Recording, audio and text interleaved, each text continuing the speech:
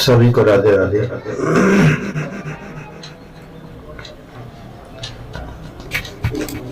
मैं चेतन गुरु अपनी आप प्रीति आत्मकथा की तीसरी श्रृंखला में प्रवेश कर रहा हूं। आप इसे लाइक करें, शेयर करें और कमेंट करें, क्योंकि किन किन हालातों में आज इस मुकाम पर पहुंचा हूं वो सब अपनी आप प्रीति में आपको सुना रहा। आपने पिछली श्रृंखला में सुना कि मां के देहांत के बाद पिताजी के गुस्सेले रवैये के बाद भी और सारा घर का काम काज करते हुए, भूखा प्यासा रहते हुए और कुछ चाची की सेवा के आधार पर, और मैं 5वीं कक्षा पास करके जूनियर में आ गया। वहां भी स्थिति खराब रही, घर का काम करता रहा, पिताजी की डांट सुनता रहा और पढ़ाई का सिलसिला भी चलता रहा। घर का काम काज करते पढ़ना, जंगल में बकरी चराते हुए पढ़ना और इस तरह से पढ़ाई की।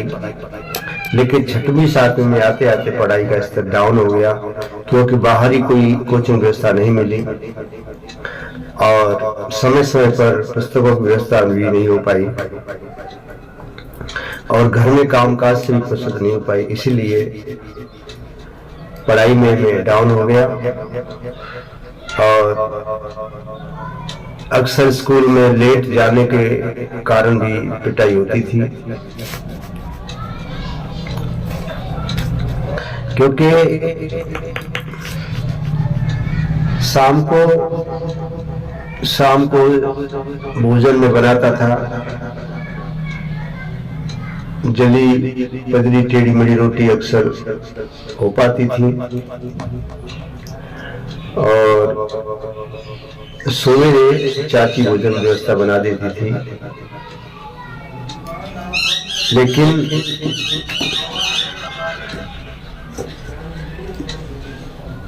लेकिन स्थिति ठीक नहीं थी। पढ़ाई में भी कमजोर था, क्योंकि कुछ बाहर की व्यवस्था नहीं हो पाती थी।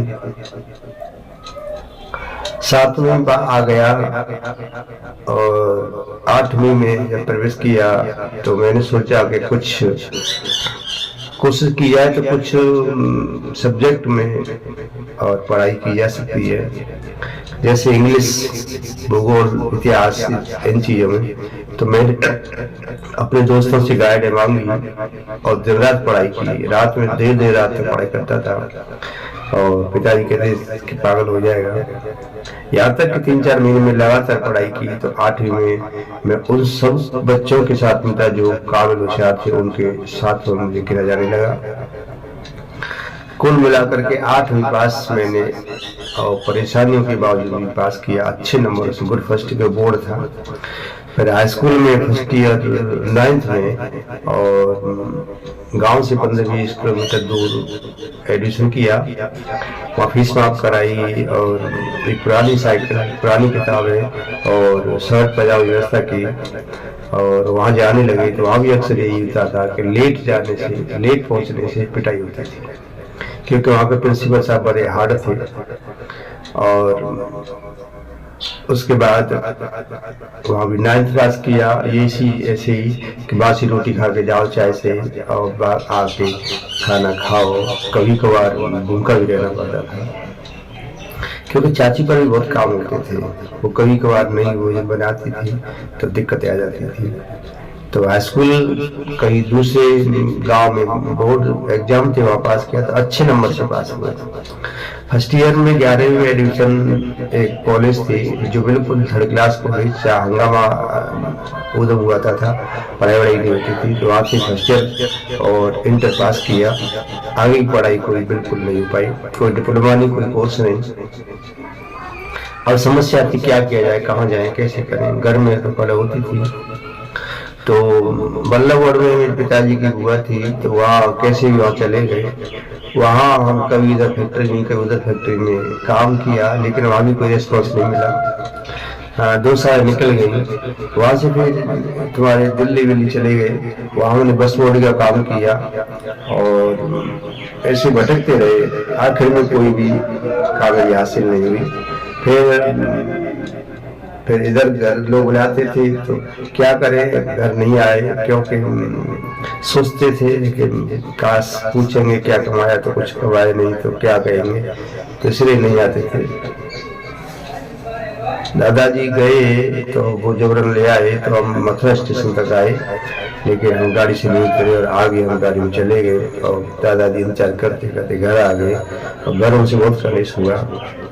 और जब वो गाड़ी पहुंची रतलाम तो वहां हमने और टिकट तो थी नहीं, तो वहाँ टीटीआई की गाड़ी में आया, उसने पकड़ा हमको बिना टिकट के और चौकी ले गया। रात को रखा, वहां से भागने का प्रयास किया लेकिन उन्होंने पिटाई की। सवेरे वहां से उन्होंने जेल में पहुंचा दिया और 2-3 दिन बाद जेल में रह करके कोर्ट में गई, तो कोर्ट में उन्होंने 15 दिन के लिए और जेल की सजा दी। अब कालकोट में 15 दिन तक रहे। वहाँ वही खाना, पतली सब्जी, कच्ची रोटी, सुबह पानी जैसी चाय और खाने के लिए बर्तन सिल्वर के प्लेट, तस्तरी, कटोरी वगैरह, सोने के लिए कंबल उम्बल। वहाँ कैदियों को देखा हुआ कोई सफाई करना कुछ करना ये करते रहते और बड़ा रोना आता था। जैसे जैसे 15-20 दिन निकाले, वहां से निकले तो वहाँ हमारे पास कागज थे, कुछ कपड़े थे, एक घड़ी थी, तो घड़ी हमने और 80 रुपये बेच दी। कुछ खाना पीना खाया, खाना तो खा के निकले थे, लेकर 80 रुपये और मोल लगा दिया हाथ पे, जिससे कि कहीं भी जा सकते। तो सीधे बम्बई के लिए चले गए। वहाँ एक साथ मित्र बन गया, तो मात्र बम्बई में 24 घंटे तक नहीं रह पाए, समुद्र किनारे घूमते रहे और भिखारी की तरह हमने वहाँ लग के खाना खाया। फिर वहां से चले आए रात में, तो बड़ोदरा स्टेशन उतर गए। वहाँ हमें एक कुल्फी बेचने वाला अपने इलाके यूपी का मिला, उसको सारी बातें बताई, तो वो अपने खोली पे ले गया, वहां से रखा, खाना वाना खिलाया, 2-3 रहे। फिर वहाँ एक पत्थर पिसते थे उसी फैक्ट्री में काम लगा लिया। वहां जाने लगे तो एक दिन हमने क्या देखा कि जिस खोली में वो लोग रहते थे उसी बगल में एक और लकड़ी का मकान जैसा खोखा था। तो उसमें कवारे का सामान पड़ा था, लोहा लंगर, तो उन्होंने उसमें से लोहा निकाला, पट्टा तोड़ के और ढकेल पे लाद के उसको एक को दे देगा, जा बेचा कबाड़ी में। जैसे गया चौराया पर उससे पकड़ लिया, हमको पता चला तो हम डर के मारे भागे वहां से, एक अटैची से लेके और 2-3 जोड़ी कपड़े थे लेके वहां चले।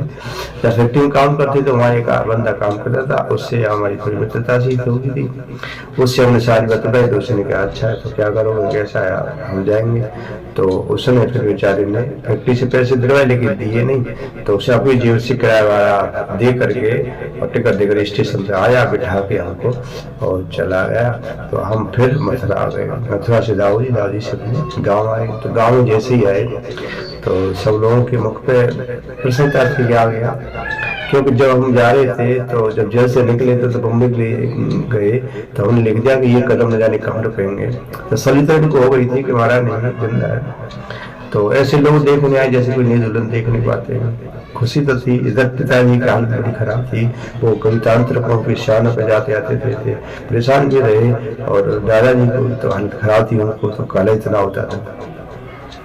अब ये आ गए, आने के बाद भैया फिर शादी की व्यवस्था हुई, कर्जा लेकर के शादी की, धूमधाम से शादी हो गई, घर में दुल्हन आ गई।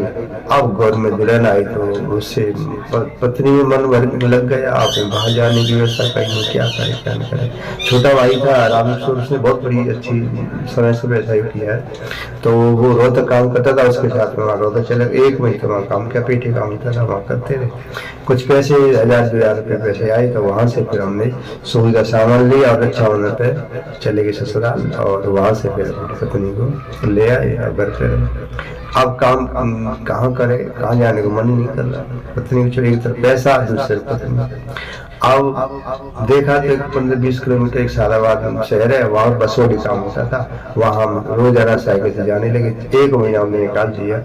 1 महीना में कितने पैसे दिए, 600 रुपये। बड़ी समस्या। फिर ससुराल गए, ससुराल का एक वीडियो था ब्लॉग में, और उनसे फिर ससुर साहब से परिचय करवाया। उसने मात्र 10,000 रुपये की बैंक से लोन कराई। उसमें सब लेडी सामान ले आए, मेला लगाया, दाऊ जी दुकान लगाई, और 15,000 रुपये और आना जाना हुआ, तो कुछ बिक्री कुछ नहीं हुई। इस तरह से कुछ पैसा उसमें बर्बाद हो गया। उसके बाद कुछ पैसा जमा करके हमने जुगाड़ करके और परचूनी की जनरल स्टोर की दुकान डाल ली। अब साल 6 महीने कहाँ चल पाई, वो धीरे फ्लप हो गई। अब बड़ी समस्या। इधर संगीत के लिए मन, क्योंकि बचपन में बड़ी अच्छी कविता वगैरह लिखते थे, तो सोचा कि समाज तक कैसे जाए। तो अब हमने कभी गाया भी नहीं था। कवि के विद्यालय में कभी भी एक दोहा नहीं बोल पाते, बड़ी शर्म थी। अब क्या करें, कैसे सीखे, तो हमने जैसे तैसे करके बाजा लिया। अब बाजा साइकिल बंद करके, और हम पंडित जी थे पड़ोस में संजय नगला के सारस्वत पंडित जी, बंगाली बाबू, बड़े अच्छे गायक थे, कवि भी थे और मास्टर भी थे, और उनके पास गए, उनको गुरु बना लिया, शिक्षा गुरु। उनसे सीखने लगे। और जब सीखते थे लोग इकट्ठे आते थे, तब लोग बोलते थे कि पंडित जी कौन है, ये चेला है क्या? नहीं, चेला नहीं, चेले नहीं। तो अब वो क्या करें, उन पंडित से संगीत सीखा, घर पर अभ्यास किया। स्वामी आधार चेतन से बहुत इम्प्रेस थे, उनकी लीलाएं सीखने लगे, गाने लगे। कुछ छोटे मोटे प्रोग्राम होते थे, लेकिन कोई आमदनी कुछ नहीं। अब धीरे धीरे दुकान भी फ्लप हो गई। बड़ी परेशानी, इतनी परेशानी कि पैसे के लिए तबाह हो गए। अब तो भगवान की भक्ति करते थे पहले से, हनुमान जी की बचपन में हनुमान जी की बहुत सेवा करते थे। उसका राम जी से नहीं हो गया, फिर उसके बाद भोले में आसक्ति हो गई। इतना भगवान पे क्रोध आया कि एक बार तो इतने दुखी हो गए कि अपने कच्चे घरों की अलमारी में से मूर्ति वूर्ति रखी थी, वो उठा लाए और आंगन जाके तोड़ दी, फोड़ दी, पैर से कुचल दी। रोते जा रहे हैं और कहे कि कितना तुमने भरोसा किया, तुमने ऐसा मेरे साथ किया। रोते जा रहे हैं, सब इकट्ठे लोग बोले पागल हो गया ये। तो कुल मिला की स्थिति खराब थी। अब क्या करें। इसी दरमियान और स्वामी आधार चेतन जी से अपनी ससुराल मुलाकात हुई, तो उनको हमने गुरु बनाया, तो गायत्री मंत्र की दीक्षा ली। अब वो तो मैनपुरी साइड में रहते थे, वहाँ का आया, लेकिन अपने घर पे हम अभ्यास करते हैं, उनकी कैसेटों से लीलाएं सीखते रहे, गाते रहे, छोटे मोटे कार्यक्रम होते रहे। अब व्यासों के साथ भागवत में कहीं जाने लगे, लेकिन कोई स्थिति में सुधार नहीं हुआ, और सब कुछ दुकानों का आने बंद हो गई। गांव छोड़ कर जाओगे, गांव छोड़ के आगरा भागना पड़ा। आगरा में जगह मेहनत मजदूरी करते रहे, लेकिन संगीत को नहीं छोड़ा, उसमें भी लगे रहे। वहां भी एक मित्र मिलेगा पिता, वो ढोलक ले आया तो उसके साथ साथ लगते रहे। फिर गाँव चले गए,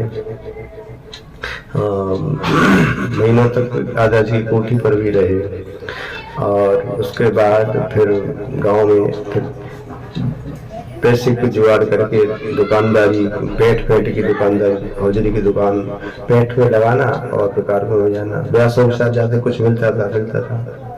इसी स्थिति में जीवन चलता रहा, बड़ी स्थिति खराब होती रही। अब एक दिन 10 PM भी काम करता था, तो एक दिन आगरा आना हुआ। आगरा एक अमिताभ की लड़की थी, उसने एक भागीरथ जी पंडित थे, उनसे मुलाकात करा दी, और उन्होंने कहा ठीक है भागवत कथा की तैयारी करेंगे। वो किसी व्यास के साथ रहते थे, तो वहीं पे बंदू कट रहा एक कॉलोनी में, और जुगाड़ लगाई, टेंट में लगवा दी, हम पे खोर कर दी कि शास्त्री आ जाओ, आवत कथा है। हम सब दज के सभी कलाकार लोग गए, तो वहाँ गए, रुके, तो जाकर के देखा तो टेंट से खुलवा दिया। कितना ठेस, कितने अरमान लेकर के हम घर से निकले। बड़ी भारी खुशी थी कि जब हमारी कथा होगी। और जब वहां पहुंचे देखा तो बिल्कुल टेंट पड़ गया। टेंट नहीं पड़ा, मेरे अरमानों का ही टेंट पड़ गया। वो अंदर से रोना आ रहा था, बिल्कुल टूट गया था। क्या करें, भगवान कहाँ तो परेशान हो गए। 3 दिन तक रुके, बाकी के लोग घर वापस आ गए। अब क्या करें, बड़ी समस्या, बड़ा दुख। फिर भी हम दोनों में और भागीरथ जी कॉलोनी में गए, वहाँ जाके बातें की तो वहाँ गए अच्छे। और ये शास्त्री आए थे और इनका टेंट खुलवा के कथा थी और बेचारे परेशान है। तो वहाँ लेडीज इकट्ठी हो गई। एक रजनी भदौरिया ठाकुर जो एक्सपायर आर्मी की पत्नी थी, वो आई कि पंडित जी कितना खर्चा आ जाएगा? कोई खर्चा नहीं है, आप माइक वाइक लगवा लो। तो उसने फौजी टेंट लगवाया, माइक वाइक अपनी जानकारी का उनका माइक लगवा दिया। कलश यात्रा शुरू हो गई। बड़ा खुशी, मंच पर बैठे बड़े आराम से बड़े अच्छे से 7 दिन की प्रथम भागवत हमारी हुई। आधा चल में कथा गाते थे, संगीत में गाते थे, तो बड़ा आनंद आया। मिला के उन लोगों को उनका दक्षिणा दे दी। 800 साढ़े 800 रुपये व्यक्ति को दे दी। 2-3 लोग थे और 3000 रुपये हम तक थे, हम दोनों ने बांट लिए। और बड़ी खुशी थी कि पहली भागवत हमारी हो गई जैसे तैसे। और इस तरह से भागवत के क्षेत्र में हमारा प्रवेश हुआ। फिर इसके बाद दूसरी भागवत तुम्हारा 9 साल रावंडी में हुई। वहाँ भी पैसे का कुछ आगमन हुआ था, हल्की कथा थी, लेकिन रात्रि में कार्यक्रम करते तो उससे कैसा आता था। तो तीसरी कथा हमारी शहीद नगर हुई। तो सही नगर से पहले शायद बुलंदशहर में हम एक कार्यक्रम करके आए थे। तो बुलंदशहर में पंडित जी भागीरथ जी को ले गए, हम सब लोग वहाँ कई दिन 5-6 दिन इंतजार करने के बाद, जिस मुश्किल से सेटिंग करने के बाद जैसे तैसे टेस्ट लिया लोगों ने, जैसे तैसे प्रोग्राम किया था। की 3 हो गए तो टेंट लगवाया। फिर वहाँ भागवत हुई तो बड़ा धूमधाम की भागवत हुई। और वहाँ भागवत ने बुराई करी है, लेकिन कथा बहुत हुई, कई लोग जुड़े वहाँ से। तो वहाँ के बाद फिर शहीद नगर में कथा हुई तो वहाँ उन्होंने बुराई की। तो फिर वहाँ फिर उसके बावजूद भी वो साथ नहीं रहे, तो बावजूद भी कथा हुई। तो इस तरह से फिर कथा का सिलसिला शुरू हुआ। बुलंदशहर से फिर हरियाणा में प्रवेश करके हरियाणा से ऊपर चले गए, फिर इधर उधर, और वहीं से फिर अनेकों कथा, सैकड़ों कथा हुई। और फिर जब 2-3 कथा हुई तो उस समय हम एक मोबाइल घर पे रखने वाला इंडिकॉम फोन लेके आए और एक पुरानी हमने बॉक्सर बाइक ली और उसको सही करवाया। फिर उसके बाद धीरे धीरे व्यवस्था हुई। फिर हमने घर अपना 2 मंजिला घर बनवाया। घर बनवाने के बाद और अच्छी व्यवस्था हुई। तो उसके बाद फिर अपनी दोनों बेटियों की शादी आज से 6-7 साल पहले बड़ी धूमधाम के साथ बाइक अंगूठी सारा सामान मेरे में किया। अच्छी शादी की, बच्चों को पढ़ाया लिखाया, यही कराया। और उसके बाद फिर हमने अपनी एक नई बाइक निकाली, आज भी है, और फिर कार भी ली है। और अब कुल मिला के बहुत शिष्य लोग जुड़े, शिष्यों का बहुत सहयोग रहा है, सबने समय समय पर बहुत सहयोग किया है। अब हर वर्ष गुरु पूर्णिमा की भागवत कथा रखते हैं और भी कथा हो जाती है। तो इस तरह से सिलसिला भागवत कथा का हुआ और आज हम उसी पे डटे हैं। तो ये मुकाम को पाने के लिए कैसे कैसे स्ट्रगल, कैसी कैसी परेशानी उठाई और तब जाकर के सफलता मिली। इसीलिए हारिए नहीं मत हारिए राम, मतलब लगे रहोगे, हार्ड वर्क ऑलवेज पे लगे रहोगे तो एक दिन मंजिल अवश्य मिल जाएगी। बहुत झटके आते हैं, बहुत परेशानी आती हैं, लेकिन सबको और डटते हुए पार करते हुए चले जाओगे तो एक दिन मंजिल आपको अवश्य मिल जाएगी। यही मेरी अभिप्राय है। इसे आप सबक लें, ज्ञान लें और हिम्मत न हारें। जय श्री कृष्ण, जय श्री राधे। मैं चैतन्य गुरु बेनवाल ब्रजवासी। आप इसे लाइक करें, शेयर करें, कमेंट करें कि कैसी लगी, और मेरे चैतन्य गुरु यूट्यूब चैनल को सब्सक्राइब करें, शेयर करें। आपको बहुत बहुत धन्यवाद। जय श्री कृष्ण, जय श्री राधे।